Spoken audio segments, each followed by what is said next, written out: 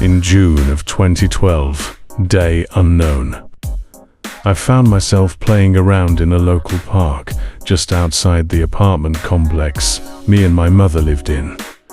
It wasn't anything too special, just a few swings, a basketball court, some slides, you get the idea.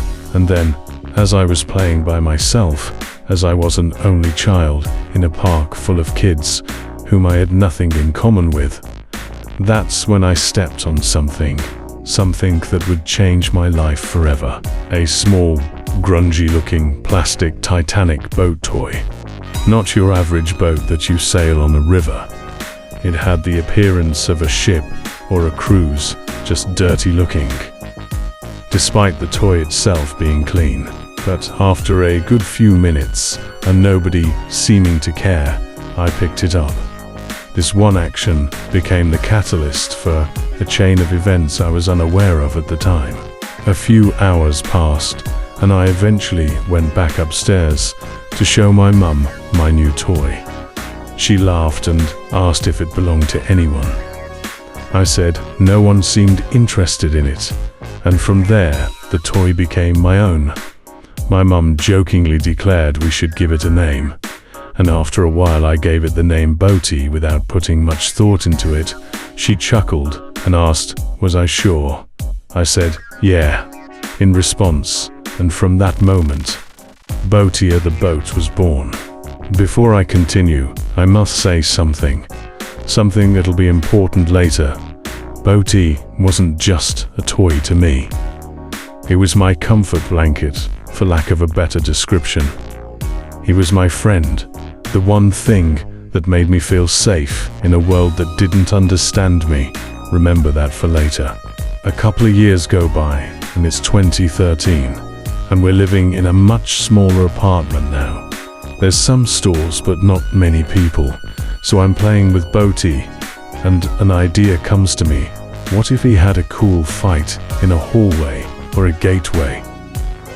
Little did younger me know how similar that concept would be to another form of media I had yet to discover. So, as I'm having a blast coming up with imaginary fight sequences for him, using the window cover as the attack box, I then came up with a new idea. What about Boaty having a relative? A brother? No, too simple. A sister? Now, aha, got it. What if he had a cousin? It was genius. I rushed to gather as many items I could possibly find and began experimenting. A ruler? Nope. A fork? Hey, a comb? But then a particular looking small plastic burgundy spoon caught my eye as I picked it up and began to play with it in what was at the time a horrible Skeletor impression, and has now become an iconic dialect of who this character now is. I even got creative. I'd used the stickers on my closet door frame as obstacles. Given he was known for making unique traps and such, he had no name, but despite this, he stuck out to me.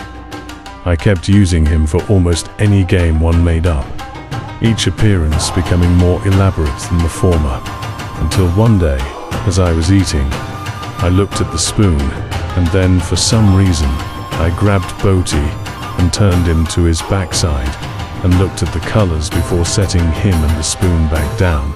There were even some instances during my school bus rides where I would face Boaty to his back just to study how odd it looked before going back to playing. At some point I gave him a proper name, sticking to Boaty's backside being his appearance in my mind, and from there, Brownie the canoe was born. In between all this, I became fond of a red brush with black bristles I named Shovelly, who didn't have much backstory at the time, but eventually became a very particular ghost child only long-time viewers know him to be over the years. More time passes and not much changes. It's I want to say, 2014. And then I decided to give Boaty an eye. So while making a giant mess, as a kid normally does, I managed to cut a tiny rectangle out of a piece of yellow construction paper, and then by putting glue on the back of it, smush it front and center essentially inside of Boaty's face, officially giving him his signature Cyclops eye. A little bit later, and it's 2015, and while playing an unrelated game, I hear a snap, and look down to see my Transformer's arm broke off. So I threw the arm and rest of the body in my toy bin, and called it a day. Fast forward to 2016, nothing crazy happens until one day. I was playing with Brownie and noticed the Transformer arm sticking out of the bin. I grabbed it and began enacting my obstacle attack game. Eventually, I began pacing my room, thinking of a name before settling on whatever the game is. That's what I'll call it. However, Tony stuck out the most and was the most reused, especially when playing the Boaty fight game, and so Tony was born. And then, shortly, a few months before my birthday. As was the usual routine, since I didn't have my own device. I was using my mum's phone to watch YouTube, since my room didn't have a TV, and as I was playing yet another round of the Boaty game, I heard Megalovania start playing, and turned around to see what I was hearing. I stared at the small screen, waiting to see if the screen would change, but it didn't.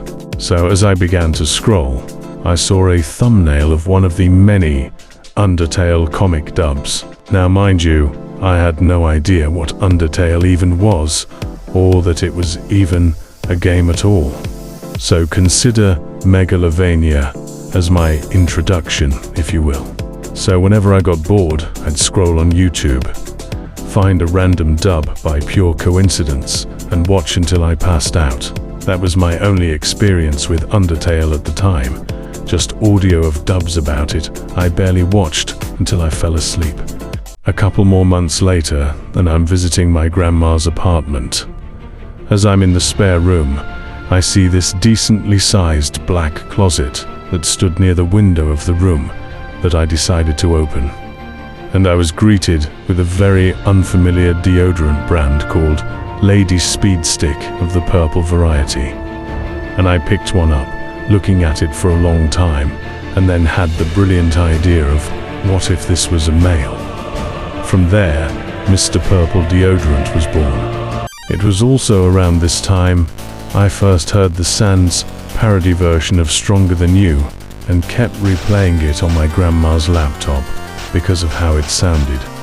Yet another sign that I didn't know Undertale like that, just kept running into it by pure coincidence, not with intent. Now it's 2017 to 2018, and I moved in with my dad and met my sisters.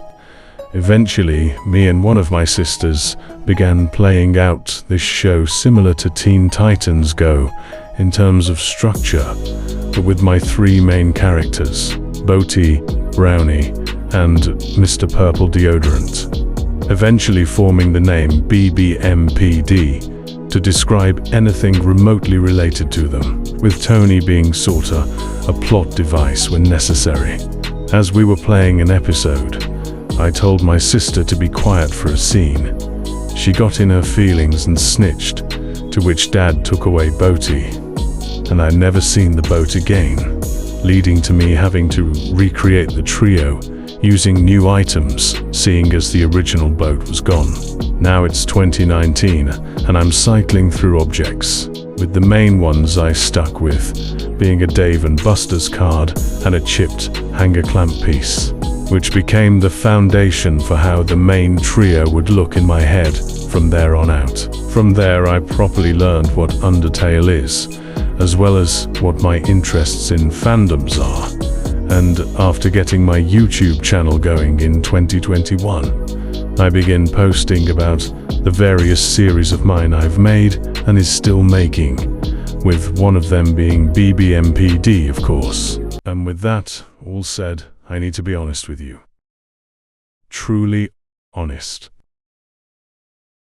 Had I not stepped on that boat, had I not went to the park that day, had we never moved to that apartment in the first place, BBMPD would not exist. This channel was created because of BBMPD, as well as everything it stood for and what that meant. The first videos I ever created pre-YouTube was BBMPD videos.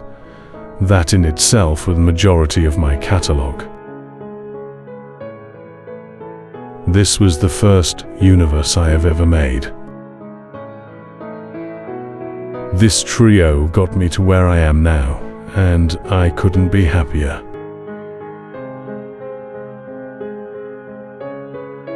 And because of that, I want to say,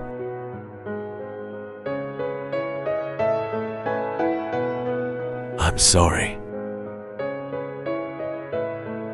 Sorry that because of the original boat being thrown away, I'd remake BBMPD over and over once it got to YouTube. Sorry that I let the Undertale comparisons cloud my judgment and cause me to lash out, because I saw the side-by-side as an inherently bad thing, even though I knew which one came first.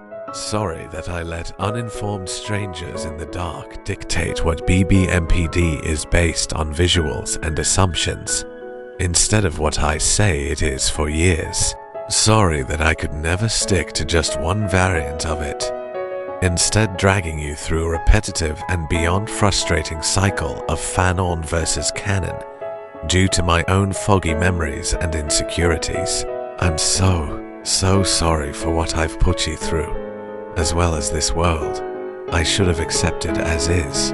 I've spent 14 plus years on this world, its characters, its story, and nobody can say or do anything about it except me.